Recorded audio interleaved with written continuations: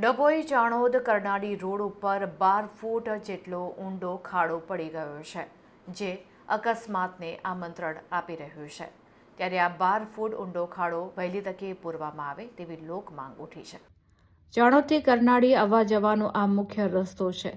રાત્રિના સમયે આટલો મોટો ખાડો કોઈ ગંભીર દુર્ઘટનાનું કારણ બની શકે તેમ છે। આ વિસ્તારમાં કુબેર દાદાનું મંદિર, રેવાશ્રમ, હનુમાન મંદિર અને અન્ય ધાર્મિક સ્થળો આવેલા છે। આ ઉપરાંત મા નર્મદાના કિનારે ભક્તિભાવથી સ્નાન કરવા આવતા શ્રદ્ધાળુઓની પણ અહીં મોટી અવરજવર રહેતી હોય છે। સ્થાનિક લોકો અને રાહદારીઓ દ્વારા તંત્રને વહેલી તકે જાગૃત થઈને આ 12 ફૂટના ભોવાને પૂરવાની અને રસ્તાનું સમારકામ કરવાની માંગ કરવામાં આવી છે।